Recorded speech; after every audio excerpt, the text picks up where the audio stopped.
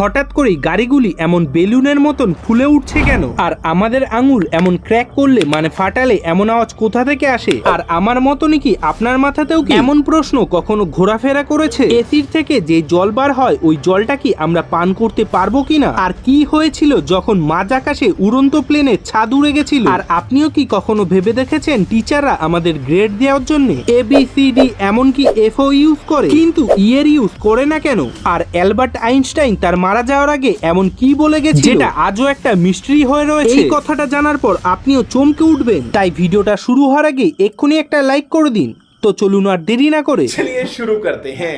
Number 1, আপনিও ইন্টারনেটে এমন ভিডিও অনেক নিশ্চয়ই দেখেছেন যেটাতে লোকেদের কানের মধ্যে এমন ভ্যাক্সের মতন এক ধরনের ম্যাটেরিয়াল ঢালা হয়, কিন্তু আপনি কি আজ পর্যন্ত এটা ভেবে দেখেছেন লোকেদের কানের মধ্যে এই ভ্যাক্সের মতন ম্যাটেরিয়াল কেনই বা ঢালা হচ্ছে? এখন আপনি হয়তো বলবেন এটা দিয়ে লোকেদের কানের মধ্যে সব ময়লা পরিষ্কার করার জন্য ঢালা হয়। এটাকে কানের মধ্যে ঢালার কারণে সব ময়লা এতে চিটে যায়, আর যখন এটাকে টেনে বার করা হয় তখন সব ময়লা সহজেই বাইরে চলে আসে। দেখুন, আপনাদের মতনই প্রথমে আমিও এটাই ভাবতাম, বাট এটা ভুল। এটাকে কান পরিষ্কার করার জন্য কানের মধ্যে একদমই ঢালা হয় না। অ্যাকচুয়ালি এই প্রসেসটাকে ইয়ার ইমপ্রেস বলে। এই প্রসেসে কানে সব থেকে প্রথমে তুলো ঢোকানো হয়, তারপর সিলিকন দিয়ে বানানো এই ম্যাটেরিয়ালসকে কানের মধ্যে ঢালা হয়। কিছুক্ষণ পর এটা শুকোতেই এটাকে কান থেকে বাইরে বার করা হয়। এখনই ডাক্তারদের একদম সামনেই থাকে আপনার কানের এক্সক্লুসিভ ইমপ্রেশন। এর মানে হলো আপনার কানের ভিতরে একদম এক্সাক্ট আকারটা, যেটাকে ইউজ করে ওই লোকেদের জন্য ইয়ার প্লাগস বা ইয়ার বাডস বানানো হয়।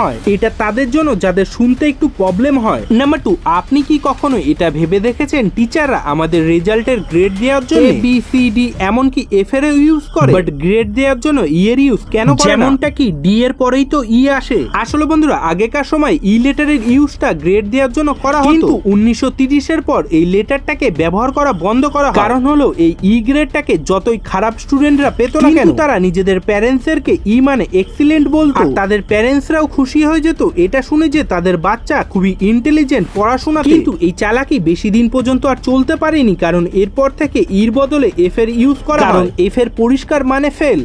নাম্বার 3, গাড়িতে থাকা এয়ারব্যাগ আপনার জীবন বাঁচানোর বদলে আপনার জীবন নিয়ে নিতে পারে যদি আপনি এই ভুলগুলি করেন। তো সব থেকে প্রথমে আমরা গাড়ির ড্যাশবোর্ডের ওপরে কখনো কখনো মোবাইল, জলের বোতল বা এমনকি পা রেখেও বসে পড়ি। এরপর এমন সময় যখনই এমার্জেন্সিতে এয়ারব্যাগ ওপেন হবে, এয়ারব্যাগ আপনার সঙ্গে এমনটা করবে যেমনটা আপনি এই ভিডিওতে ডেমোর হতে দেখছেন। আর মোবাইল বা জলের বোতল ড্যাশবোর্ডের উপরে থাকলে আপনার মুখেও লাগতে পারে। দ্বিতীয় আর সব থেকে বড় ভুল হলো সিট বেল্ট না লাগা। কারণ হলো এয়ারব্যাগ 350 কিলোমিটার প্রতি ঘন্টা স্পিডে ওপেন হয়। সিট বেল্ট না হওয়ার কারণে এয়ারব্যাগস ওপেন হওয়ার সময় আপনার মুখের সঙ্গে ধাক্কা লাগবে, যার কারণে আপনার মুখ শুধু ড্যামেজ হবে না, আপনার জীবনও যেতে পারে। দেখুন, যদি আপনি সিট বেল্ট পরে থাকেন তাহলে এয়ারব্যাগস পুরো ওপেন হওয়ার পরই আপনার মুখের সঙ্গে ধাক্কা লাগবে, যার কারণে তেমন খুব গম্ভীর একটা ড্যামেজ হবে না, কারণ পুরো এয়ারব্যাগস ওপেন হওয়ার পর এর পেছন থেকে হাওয়া বেরিয়ে যায় আর এরপরই এটা নরমাল হয়ে যায়। নাম্বার 4, আমাদের একজন সাবস্ক্রাইবার প্রশ্ন করেছে যে আমাদের হাতের আঙ্গুল ক্র্যাক মানে ফাটালে এমন আওয়াজ কোথা থেকে আসে। দেখুন, আপনিও কি দিনে 4 থেকে 5 বার আপনার হাতের আঙুল ফাটান? কিছু লোকেরা তো এমনও আছে যারা আঙুল ফাটানোর আওয়াজ শোনার জন্য বারবার নিজের আঙুলকে ফাটাতে থাকে। বাট বন্ধুরা, আপনাদের কি জানা আছে আমাদের আঙুল বা বডির জয়েন্ট থেকে এমন ধরনের আওয়াজ কেন আসে? যেমনটা আমরা সবাই জানি যে আমাদের বডির জয়েন্টের মধ্যে সাইনোমাইন ফ্লুইড হয়। এটাকে আপনি এমন ভাবেও দেখতে পারেন যে যেমন ধরুন গাড়ির ইঞ্জিনের মোটরের তেল কাজ করে, ওই ফ্লুইডও আমাদের বডির জয়েন্টগুলিতে এমন ভাবেই কাজ করে। যখন এই সাইনোমাইন ফ্লুইডে নাইট্রোজেন বাবলস ক্রিয়েট হয়, তখন আমরা যদি আমাদের হাতের আঙ্গুল বা বডির কোনো জয়েন্টকে ক্র্যাক করি তখনই এমন আওয়াজ প্রডিউস হয়। আসলে এই নাইট্রোজেন বাবলস ফাটার কারণেই আমরা তখন এই আওয়াজটাকে শুনতে পাই। একবার ফাটার পর এই নাইট্রোজেন বাবলসকে ক্রিয়েট হতে প্রায় 20 মিনিটের মতন সময় লাগে। এরপরই আপনি যদি আবারও আঙ্গুল ক্র্যাক করেন তাহলে এই আওয়াজটাকে শুনতে পাবেন। আর যদি এমন বাবলস ক্রিয়েট না হয় তাহলে কোনো ধরনের আওয়াজ শুনতে পাবেন না। নাম্বার 5, যেমনটা কি আমরা সবাই জানি যে যেই টুইনস হয় তারা যখন মায়ের গর্ভের মধ্যে থাকে তখন প্রায় তাদের মধ্যে লড়াই হতে থাকে, যেটাকে থিওরি বা তাদের মায়ের দ্বারাই কখনো অনুভব করা হয়ে থাকে। কিন্তু কি হবে যদি আমি আপনাদেরকে বলি যে আজ আপনি এই জিনিসটাকে আপনার নিজের চোখ দিয়ে দেখতে চলেছেন? বন্ধুরা, এখন আপনাদের মোবাইল স্ক্রিনে যে ভিডিও ক্লিপসের MRI দেখছে ওটা এখনো পর্যন্ত সব থেকে সঠিক রেকর্ড করা এমন একটা মুভিং MRI, যেটাতে মায়ের গর্ভের মধ্যে থাকা দুটি টুইন্সকে একসঙ্গে লড়াই করতে দেখা যাচ্ছে। এই ক্লিপসটাকে দেখার পর এখন আপনি বলতেই পারেন যে আপনি থিওরির থেকে বাইরে যে বাস্তবে খুবই রেয়ার কিছু তো নিশ্চয়ই দেখলেন। এমনই আরো রেয়ার ভিডিও দেখার জন্য এক্ষুনি চ্যানেলটাকে সাবস্ক্রাইব করে নিন। নাম্বার 6, আমি আগে থেকেই ওয়ার্নিং দিয়ে দিচ্ছি এই ভিডিওটা যেন কোনো চোরের কাছে না পৌঁছায়। কারণ হলো কিছু বছর আগে চায়নার একজন রিসার্চার সুজুন এমন একটা ম্যাটেরিয়ালস বানিয়েছে যেটা একদমই মুভির মতন আপনাদেরকেও রিয়েল লাইফে গায়েব করে দেবে। এই ভিডিওটাকে দেখে কি মনে হচ্ছে এই ফাইবার শিল্ডের পেছনে কেউ নেই, তাই না? কিন্তু সত্যিই তো এর পেছনে কাউকে দেখা যাচ্ছে না। আর এটা কি ভাই, এর পেছনে তো পুরো একটা মানুষ দাঁড়িয়ে ছিল। আপনার তো জানাই আছে যে মানুষ তখনই কোনো জিনিসকে দেখতে পায় যখন লাইট কোনো জিনিসের সঙ্গে ধাক্কা খায়। ওই লাইট এসে আমাদের চোখের রেটিনার সঙ্গে ধাক্কা খায়, কিন্তু এই ব্যাপারে এই ম্যাটেরিয়ালসটা এই লাইটকে ধাক্কা খেতে দেয় না, বরং ওই লাইটকে ভেন্ট করে দেয়, যার কারণে ওই অবজেক্টটাকে আমরা দেখতে পাই না। বলা হয় যে এটাকে শুধুমাত্র মিলিটারি পারপাসের জন্যই বানানো হয়েছে, মানে আমরা সাধারণ মানুষেরা এর ইউজ করতে পারবো না।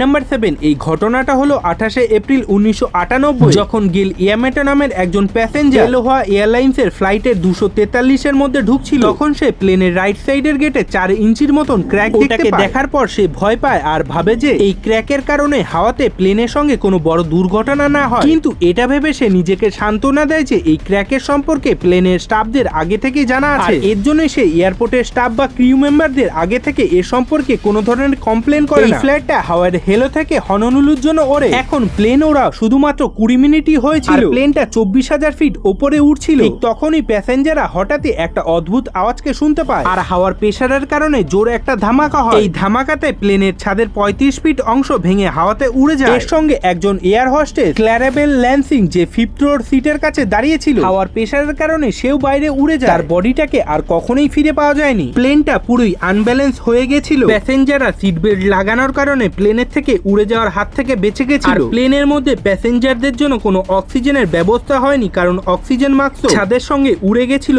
এইসব হওয়ার পরও পাইলট খুবই বাহাদুরি দেখে প্লেনটাকে মাইরোর একটা এয়ারপোর্টে এমার্জেন্সি ল্যান্ড করা। এই অ্যাক্সিডেন্টটাতে টোটাল 65 জন প্যাসেঞ্জার ইনজিওর হয়। এর মধ্যে 8 জনের ইনজুরি খুবই সিরিয়াস ছিল, আর একজন এয়ার হোস্টেসের মৃত্যু হয়েছিল। এর সঙ্গে এই ভিডিওতে ওই প্লেনের সঙ্গে কি হয়েছিল এর আসল ছবিগুলি আপনি দেখতে পারেন। নাম্বার 8, অ্যালবার্ট আইনস্টাইনের মুখ দিয়ে শেষ বার হওয়া শব্দ বা কথাটা আজও লোকেদের জন্য একটা মিস্ট্রি হয়ে আছে। আসলে যখন আইনস্টাইনের হসপিটালে মৃত্যু হয়েছিল, সে মারা যাওয়ার আগে একজন নার্সকে শেষ কথা বলে আর ঘুমিয়ে যায়। নার্সের মনে হয়েছিল যে সে সত্যি ঘুমাচ্ছে, কিন্তু দ্বিতীয় দিন যখন আইনস্টাইনকে ওষুধ দিতে আসে, সে দেখে আইনস্টাইন আর এই দুনিয়াতে বেঁচে নেই। আইনস্টাইন ঘুমের মধ্যেই মারা গেছিল, আর এই খবরটা তৎক্ষণাৎ আগুনের মতন চারিদিকে ছড়িয়ে যায়। প্রায় সবাই এটা জানতে চেয়েছিল যে অ্যালবার্ট আইনস্টাইন শেষ শব্দ কি বলেছিল। কিন্তু যখন নার্সের কাছে এই কথাটা জিজ্ঞেস করা হয় যে অ্যালবার্ট আইনস্টাইন শেষ শব্দটা কি বলেছিল, আপনি একদমই বিশ্বাস করবেন না যে ওই নার্স উত্তরটা কি দিয়েছিল। ওই নার্স বলে যে মারা যাওয়ার আগে জার্মান ভাষায় আইনস্টাইন কিছু বলেছিল, বাট সরি, আমি জার্মান ভাষা জানি না। এই কথাটা শোনার পর লোকেরা আরো বেশি কিউরিয়াস হয়ে যায় যে আসলে এমন কি কথা ছিল যেটা আইনস্টাইন নিজের জার্মান ভাষায় বলেছিল। সে তো ইংলিশও বলতে পারতো, এর জন্যই আইনস্টাইনের শেষ বলা কথাটা কি ছিল এটা এখনো একটা মিথ হয়ে আছে। নাম্বার 9, এই খতরনাক ভাইরাল ভিডিওতে একটা ফ্লেমিঙ্গো পাখি দ্বিতীয় ফ্লেমিঙ্গোর মাথায় নিজের চোঁচ ঢুকিয়ে দিচ্ছে আর নিজের বাচ্চাকে রক্ত পান করাচ্ছে। প্রথমবার দেখার পর আমারও এমনটাই লাগছিল, কিন্তু আপনি যে লাল লাল লিকুইড দেখছেন ওটা আসলে ব্লাড নয়। প্যারেন্টস ফ্লেমিঙ্গো ডাইজেস্টিভ ট্র্যাকে এই রেড ক্রপ মিল্ক তৈরি হয়। সহজ ভাষায় বললে এটা লাল দুধ হয় যেটা মা আর বাপ দুজন ফ্লেমিঙ্গো পেটে তৈরি হয়, তারপর এমন ভাবে ভমিটিং করে নিজেদের বাচ্চাকে ঠিক এমন ভাবে পান করা যেটাকে দেখতে সত্যি খুবই অদ্ভুত লাগে।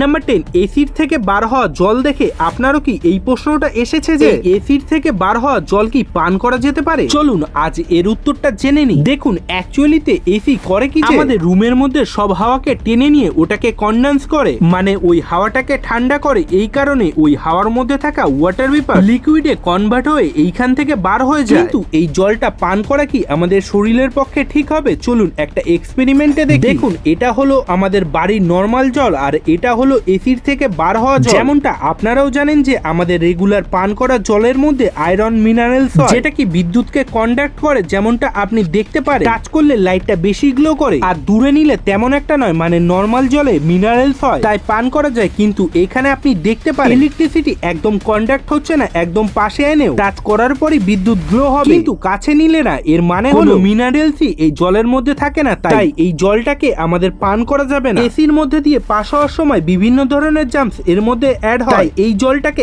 একদমই পান করা আমাদের বডির জন্য ঠিক হবে না। বাই দ্য ওয়ে, আজকের বোনাস ফ্যাক্ট হলো হালেই ইন্টারনেটে ভাইরাল হওয়া এই গাড়িগুলিকে এমন বেলুনের মতন ফোলার ভিডিও আপনিও দেখেছেন, যেগুলিকে অ্যাকচুয়ালিতে দেখতে খুবই বিয়ার্ড লাগে। আপনি যদি কোনো গাড়ির ওপরে করে এমন বাবলস দেখেন তাহলে ভুল করেও ফাটাবেন না। যদি আপনি ফাটিয়ে ফেলেন তাহলে লক্ষ লক্ষ টাকা লস হয়ে যাবে। আসলে এমন বাবলস ওই গাড়ির উপরেই দেখা যায় যেগুলিকে প্লাস্টিক দিয়ে র্যাপিং বা পিপ করা হয়, আর এই বাবলস গুলি বেশি হিটের কারণে এমন ভাবে ক্রিয়েট হয়।